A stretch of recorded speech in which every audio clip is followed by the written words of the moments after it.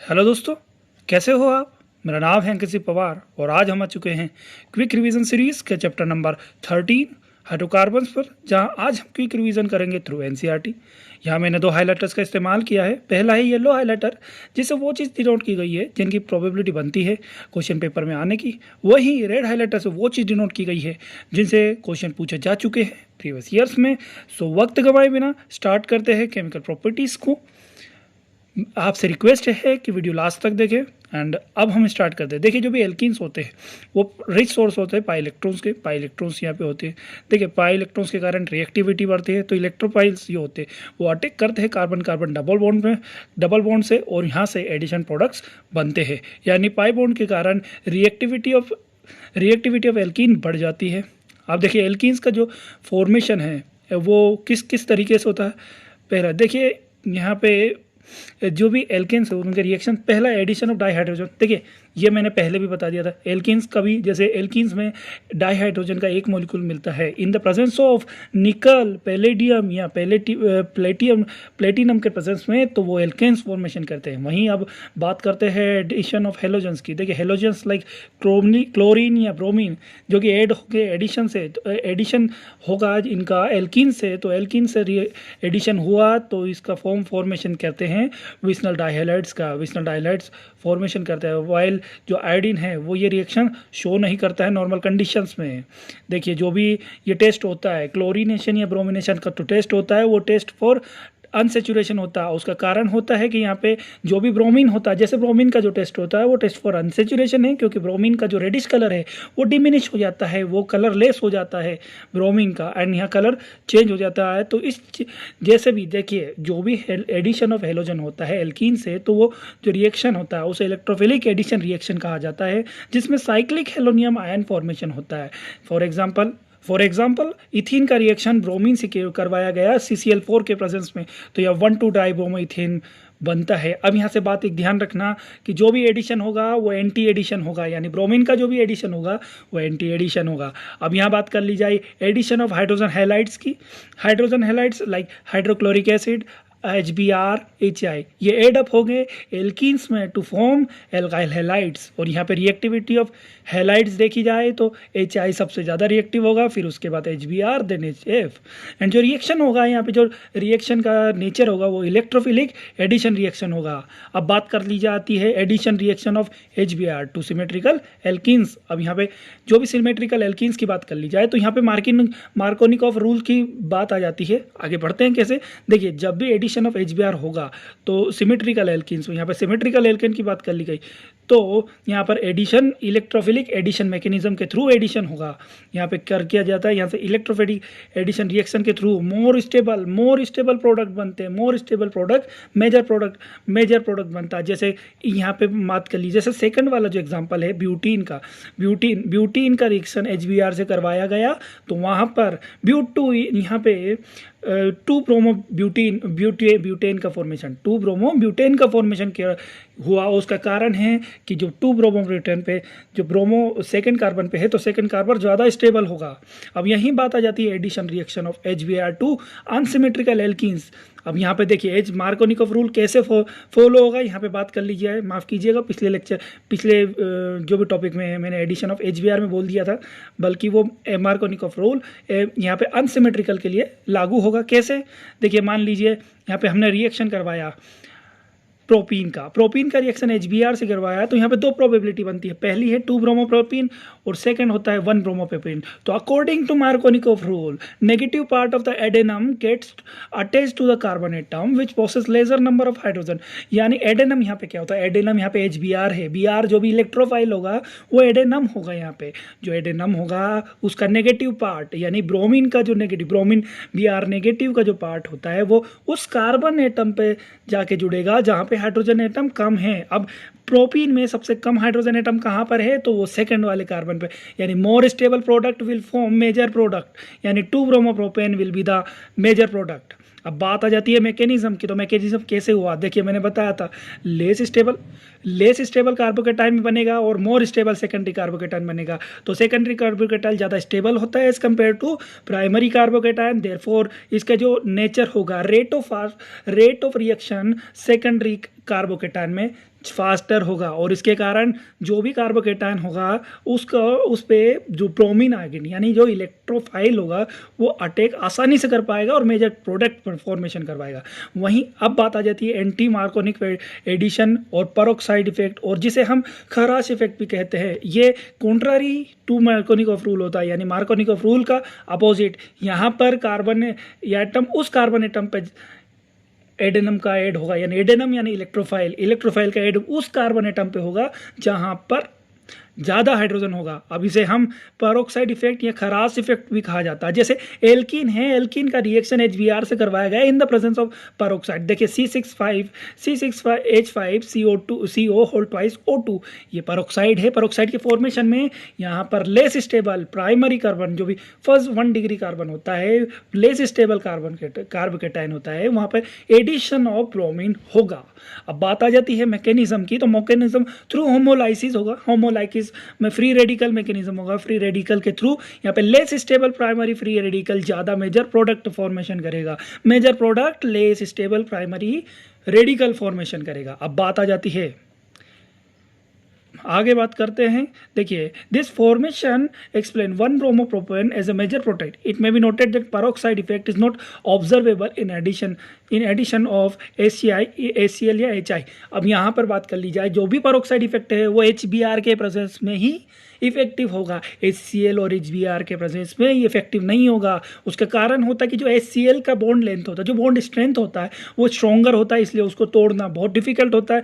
वहीं बात अब आ जाती है HI की, तो HI इतना ज़्यादा वीक बॉन्ड होता है कि वापस वो free radical iodine free radical वापस अपने आयोडीन फ्री रेडिकल से फॉर्मेशन कर लेगा। आयोडीन का रिवर्सिबल रिएक्शन होता है, इसके कारण यहाँ पर HI में भी पेरोक्साइड इफेक्ट नहीं शो होगा। अब बात आ जाती है आगे एडिशन ऑफ सल्फ्यूरिक एसिड की बात कर लीजिए। देखिए, कोल्ड कंसंट्रेटेड सल्फ्यूरिक एसिड का रिएक्शन हम जो भी एल्कीन से रिएक्शन करवाएंगे according to Markovnikov of rule. यहाँ पे मार्कोनिक ऑफ रूल फॉलो होगा। Then by electrophilic addition reaction यहाँ पर कीटोन या एसिड का फॉर्मेशन होगा। जैसे 2 मिथाइल प्रोपीन है, उसका KMnO4 प्लस H+ से रिएक्शन करवाया गया तो प्रोपेन 2 ओन बना। वहीं ब्यूटुइन से रिएक्शन करवाया गया KMnO4 प्लस H+, तो यहाँ पर इथेनोइक एसिड बना। वहीं ओजोनोलाइसिस की बात कर लीजिए। ओजोनोलाइसिस में एल्कीन का रिएक्शन, देखिए एल्कीन का रिएक्शन ओजोन से करवाया गया, जिससे ओजोनोइड फॉर्मेशन होगा। और यहाँ पे क्लीवेज, देखिए ओजोनोइड का क्लीवेज जिंक और H2O के प्रेजेंस में होगा स्मॉलर मॉलिक्यूल्स में। ये हाईली यूजफुल होता है। ये मेथड हाईली यूजफुल होगा in detecting the position of double bond की पोजीशन एल्कीन्स में कहाँ होती है या किसी अनसेचुरेटेड कंपाउंड में कहाँ होती है, उसको पता करने के लिए ओजोनोलाइसिस सबसे बेहतर तरीका होता है। जैसे प्रोपीन है, प्रोपीन का रिएक्शन ओजोन से करवाया गया। देखिए यहाँ पे जिंक और H2O रखवा गया। जब जिंक और H2O फॉर्मेशन होता है तो यहाँ पर रिडक्टिव ओजोनोलाइसिस होता है, इथेनल और मिथेनल का फॉर्मेशन होता है। वहीं यही रिएक्शन जिंक और H2O के एब्सेंस में हुआ तो वो ऑक्सीडेटिव ओजोनोलाइसिस होगा, जहां पर कीटोन या इथेनोइक एसिड या जो भी कार्बोक्सिलिक एसिड का फॉर्मेशन होगा। अब यहाँ बात आ जाती है पॉलीमराइजेशन की। Polymerisation is obtained by the combination of large number of ethene molecule at high temperature, high pressure and in the presence of catalyst. यानी पॉलीथीन का पॉलीमराइजेशन से, देखिए इथीन के पॉलीमराइजेशन से पॉलीथीन बना in the presence of large number of molecules. जैसे large number of ethene molecule जुड़ के पॉलीमर बनाते हैं इथीन का, and at high temperature, at high pressure and at in the presence of catalyst. अब बात आ जाती है, देखिए एन यहाँ पे एक मॉलिक्यूल एक या an number of molecule ethene high temperature high pressure catalyst के प्रेजेंस में पॉलीथीन फॉर्मेशन करते हैं। अब बात आती है एल्काइंस की। देखिए एल्काइंस भी अनसेचुरेटेड हाइड्रोकार्बन्स होते हैं, इनमें एटलीस्ट 1 ट्रिपल बॉन्ड प्रेजेंट होता है, तब जाके ही एक ट्रिपल यहाँ पे एल्काइंस फॉर्मेशन होते हैं। एल्काइन बॉन्ड कहा जाता है, एल्काइंस कहा जाता है। अब इनका जो फॉर्मूला होता है CnH2n-2 होता है। यहाँ पे फर्स्ट स्टेबल मेंबर यहाँ पे इथाइन होता है, जिसको पॉपुलरली हम एसिटाइलिन कहा जाता है, और ये यूज़ होता है आर्क वेल्डिंग में फॉर द फॉर्मेशन। यहाँ पे आर्क वेल्डिंग के पर्पस में यूज़ होता है, जो कि ऑक्सो एसिटाइलिन फ्लेम बनाता है। जो भी फ्लेम वेल्डिंग में जो फ्लेम होती है वो एक्चुअली एसिटाइलिन के कारण होती है। अभी हम नोमेनक्लेचर की बात कर लेते हैं, आइसोमेरिज्म की बात कर लीजिए। देखिए यहाँ पे आइसोमेरिज्म हम नहीं समझाएंगे, क्योंकि आइसोमेरिज्म मैंने पहले लेक्चर में, जब इस चैप्टर के पहले लेक्चर में मैंने बहुत अच्छे समझा दिया। बाकी यहाँ पे जो सफिक्स होता है, जैसे एल्केन में एन लगता है सफिक्स, यहाँ पे आइन लगता है। अब यहाँ पे जैसे मान लीजिए ब्यूट 2 इन है, अब 2 पॉसिबल स्ट्रक्चर है ब्यूटाइन के, ब्यूट 1 इन और ब्यूट 2 इन। तो इन दोनों में जो डबल बॉन्ड, यहाँ पे डिफरेंस क्या है, इन दोनों में स्ट्रक्चरल देखिए यहाँ पे मॉलिक्यूलर फॉर्मूला सेम है, बट इनके पोजीशन ऑफ डबल बॉन्ड अलग हो जाती है। जब पोजीशन ऑफ डबल बॉन्ड या किसी भी फंक्शनल ग्रुप की पोजीशन चेंज हो जाती है तो उसे पोजीशन आइसोमेरिज्म कहा जाता है। अब बात आ जाती है आगे, देखिए ये जो भी एग्जांपल्स है इनको आप अच्छे से कर लीजिएगा, क्योंकि ये यहाँ से क्वेश्चन बनने की प्रोबेबिलिटी कम होती है, बट आप प्रैक्टिस के लिए कर सकते हैं। अब हम ट्रिपल बॉन्ड के स्ट्रक्चर की बात कर लीजिए। देखिए जो भी ट्रिपल बॉन्ड होता है उसमें 2 sp है, यहाँ पे 2 sp हाइब्रिड ऑर्बिटल होते हैं जिनमें बॉन्ड एंगल 180 डिग्री होता है। अब यहाँ पे देख लीजिए जो भी sp कार्बन, जैसे कार्बन है जिसमें 2 पाई बॉन्ड है, कार्बन में यहाँ पाई बॉन्ड बन गए। देखिए 2 पाई बॉन्ड बिटवीन दो कार्बन एटम्स के बीच में 2 पाई बॉन्ड बनने होते हैं। और जो स्ट्रेंथ होती है कार्बन बॉन्ड की, वो कार्बन डबल बॉन्ड और कार्बन सिंगल बॉन्ड उन दोनों से ज़्यादा होती है। वहीं जो बॉन्ड लेंथ होती है वो लेंथ शॉर्टर होती है because of more bond strength. And याद रखिए जो शेप ऑफ इथाइन होता है, वो इथाइन मॉलिक्यूल का शेप लीनियर होता है। अब प्रिपरेशन पे आ जाते हैं। प्रिपरेशन में सबसे पहला है कैल्शियम कार्बाइड। देखिए on industrial scale ethyne is prepared by treating calcium carbide with water. यानी यहाँ पे इथाइन फॉर्मेशन होगा कि कैल्शियम कार्बाइड का वाटर से ट्रीटमेंट करवाया दिया, जब जाके इंडस्ट्रियल स्केल पर इथाइन फॉर्मेशन होता है। जैसे कैल्शियम, देखिए पहले कैल्शियम ऑक्साइड फॉर्मेशन कर लिया गया कैल्शियम कार्बोनेट से, एंड देन फिर कैल्शियम कार्बाइड फॉर्मेशन करवा दिया गया, देन उसको वाटर से ट्रीटमेंट करवा के इथाइन फॉर्मेशन करवा दिया गया है। अब यहाँ पे विसिनल डाइहैलाइड्स की बात कर लीजिए। Vicinal dihalides on treatment with alcoholic potassium hydroxide undergo dehydrohalogenation. यानी यहाँ पे एडिशन भी होगा, एलिमिनेशन भी होगा। अब यहाँ बात आ जाती है कि जो पोटेशियम हाइड्रोक्साइड है, एल्कोहलिक पोटेशियम हाइड्रोक्साइड के प्रेजेंस में जो भी एल्काइल हैलाइड होते हैं उनसे एल्काइल हैलाइड विसिनल डाइहैलाइड से हम एल्कोहलिक कैरोक्स के प्रेजेंस में एल्कीन्स बना देते हैं। फिर NaNH2 के प्रेजेंस में एल्काइन फॉर्मेशन होता है। अब यही बात फिजिकल प्रॉपर्टीज़ की बात की जाती है। देखिए इनका ट्रेंड भी एल्कीन्स और एल्किन की तरह है। फर्स्ट 3 मेंबर गैसियस है, नेक्स्ट 8 एलिमेंट लिक्विड है, और बाकी जितने भी हायर एलिमेंट्स होते हैं वो सब सॉलिड होते हैं। अब जो भी मेल्टिंग पॉइंट, बॉइलिंग पॉइंट या डेंसिटी होती है वो इंक्रीज करती है विथ मोलर मास। जैसे जैसे मोलर मास बढ़ता जाएगा वैसे वैसे मेल्टिंग पॉइंट बढ़ेगा, बॉइलिंग पॉइंट बढ़ेगा, डेंसिटी भी बढ़ेगी। अब यहाँ केमिकल प्रॉपर्टीज़ की बात कर लीजिए। देखिए जो भी एसिडिक नेचर ऑफ एल्काइंस होता है, पहला आता है acidic nature of alkynes. Acidic sodium metal and sodamide जैसे NaNH2 ये स्ट्रॉन्ग बेसिस है। अब इनके कारण जो इथाइन होता है, देखिए इथाइन में sp हाइब्रिड ऑर्बिटल्स होते हैं। इथाइन की जो इलेक्ट्रोनेगेटिविटी, देखिए इथाइन sp हाइब्रिडाइजर 50% एस कैरेक्टर होता है, और जितना ज़्यादा एस पर एक्स कैरेक्टर उतनी ज़्यादा है मॉलिक्यूल की इलेक्ट्रोनेगेटिविटी। यानी इथाइन मॉलिक्यूल की हाईएस्ट इलेक्ट्रोनेगेटिविटी होती है एज कम्पेयर टू एल्कीन, मतलब इथीन और इथेन के कंपेरिजन में। अब यहाँ इथाइन की बात कर लीजिए तो जो हाइड्रोजन एटम होते हैं, hydrogen can be liberated as proton more easily as compare to ethene या इथेन। या एसिडिक नेचर के कारण यहाँ पे जो भी हाइड्रोजन एटम्स हैं, H+ एटम हैं, उसको जल्दी आसानी से लिबरेट किया जा सकता है एज कम्पेयर टू इथीन और इथेन।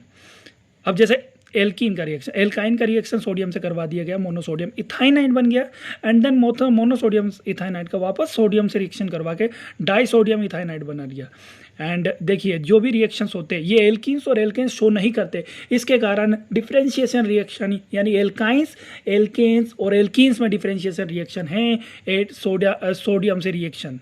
अब यहाँ पे जो भी एसिडिक बिहेवियर की बात करती है, एल्काइंस का सबसे ज़्यादा, उसके बाद एल्कीन, फिर एल्केन। वहीं अब बात कर लेते हैं, जैसे मान लीजिए कोई सब्स्टिट्यूटेड प्रोडक्ट यहाँ लग गया। मान लीजिए एल्काइंस के साथ हमने एक एल्काइल ग्रुप सब्स्टिट्यूट कर दिया, तो उसकी जो एसिडिटी होती है वो कम हो जाती है। यानी जो भी जिनमें अनसब्स्टिट्यूटेड, जिनमें सब्स्टिट्यूशन नहीं हुआ है, वैसे एल्काइंस वैसे ज़्यादा एसिडिक होते हैं। जैसे इथाइन है, देन फिर यहाँ पे प्रोपाइन है, प्रोपाइन उससे कम हो जाता है ब्यूटाइन का। एडिशन रिएक्शंस की बात कर लीजिए। देखिए addition products depend upon the stability of vinylic cation, यानी जो भी विनाइलिक कैटाइन जिस पे sp2 कार्बन पे कार्बोकैटाइन फॉर्मेशन होता है। देखिए जो भी कार्बोकैटाइन होता है उसकी स्टेबिलिटी पे ही एडिशन प्रोडक्ट फॉर्मेशन रिएक्शन होता है। जैसे सबसे पहले डाईहाइड्रोजन का एडिशन, एल्काइंस का रिएक्शन पीटी पीडी निकल के प्रेजेंस में डाईहाइड्रोजन ऐड किया जाता है तो यहाँ पर एल्केन फॉर्मेशन करते हैं। वही प्रोपाइन से प्रोपेन फॉर्मेशन कर लेते हैं। एडिशन ऑफ हेलोजन की बात कर लेते हैं तो यहाँ पे हेलोजन में जैसे ही एल्काइन से रिएक्शन करवाते हैं एक्सेस ऑफ हेलोजन से तो यहाँ पे टेट्रा ब्रोमो, जैसे मान लीजिए हमने जो भी प्रोपाइन है, प्रोपाइन से रिएक्शन करवा दिया Br2 का, तो यहाँ से 1122 ट्राइब्रोमो और टेट्राब्रोमो प्रोपेन फॉर्मेशन हो जाता है, जो कि यूज्ड ऐसा होता है as a test for unsaturation, क्योंकि यहाँ पे जो ब्रोमीन का कलर होता है, जो भी ब्रोमीन का रेडिश कलर होता है वो डिमिनिश हो जाता है, वो खत्म हो जाता है। एडिशन ऑफ हाइड्रोजन हैलाइड्स की बात कर लीजिए, जब भी हाइड्रोजन हाइलाइड्स ऐड होते हैं, जैसे प्रोपीन यहाँ पे इथाइन का फॉर्मेशन, इथाइन से HBr जुड़ेगा, अब HBn जुड़ा तो यहाँ पे 1122 ब्रोमो इथेन फॉर्मेशन होगा। अब आगे बढ़ते हैं, एडिशन ऑफ वाटर की बात कर लीजिए। जैसे एडिशन ऑफ वाटर, देखिए 1 molecule of water adds to alkynes on warming with mercuric sulfate and dilute sulfuric acid, यानी mercuric sulfate and dilute sulfuric acid के फॉर्मेशन प्रेजेंस में हम यहाँ पे कार्बोनिक कंपाउंड फॉर्मेशन होता है। जैसे इथाइन का रिएक्शन मर्क्यूरिक सल्फेट और डाइल्यूट सल्फ्यूरिक एसिड के प्रेजेंस में करवाया गया है तो यहाँ पे कार्बोनिक कंपाउंड जैसे इथाइन से इथेनॉल फॉर्मेशन, प्रोपाइन से प्रोपेनॉन का फॉर्मेशन हो जाता है। अब बात आ जाती है पॉलीमराइजेशन की। देखिए लीनियर पॉलीमराइजेशन में देखिए जितना भी इथाइन का पॉलीमराइजेशन करवा दिया गया सुटेबल कंडीशन में तो वहाँ से पॉलीएसिटाइलेशन फॉर्मेशन होता है। अंडर स्पेशल कंडीशन ये पॉलीमर इलेक्ट्रिसिटी कंडक्ट करते हैं। वही साइक्लिक पॉलीमराइजेशन की बात करते हैं तो साइक्लिक पॉलीमराइजेशन में इथाइन को on passing through red hot iron tube, यानी इथाइन को पास किया जाता है through red hot iron tube at 873 kelvin, जिससे ये अंडरगो करता है, ये अंडरगोस साइक्लिक पॉलीमराइजेशन, यानी इथाइन का साइक्लिक पॉलीमराइजेशन होता है ये through red hot iron tube और वो बेंजीन फॉर्मेशन करता है। अब यहाँ से जैसे how will you convert ethanoic acid into benzene, तो इथेनोइक एसिड से पहले हम सोडियम एक्वस NaOH से रिएक्शन करवा दिया गया एंड CH3CON है, फिर सोडा लाइम से CO2 अलग हो गया, एल्केन बनवा दिया, फिर एल्केन से HNO का रिएक्शन, यहाँ से Cl2 HNO का रिएक्शन CH3Cl, फिर सोडियम डाई ईथर से हम C2H6 बनवा देते, फिर क्लोरीन से हम एल्काइल हैलाइड, फिर एल्कोहल से एल्कोहलिक से एलिमिनेशन करवाते हैं एंड देन फिर ब्रोमीन का एडिशन करवा के एल्कोहलिक केओज से एलिमिनेशन करवा के सोडियम NaNH2 से रिएक्शन करवाता है, जिससे एल्काइन यहाँ से एसिटाइलिन फॉर्मेशन होता है, जिससे फिर रेड हॉट आयरन ट्यूब से पास करवा के बेंजीन बनवा रहते हैं।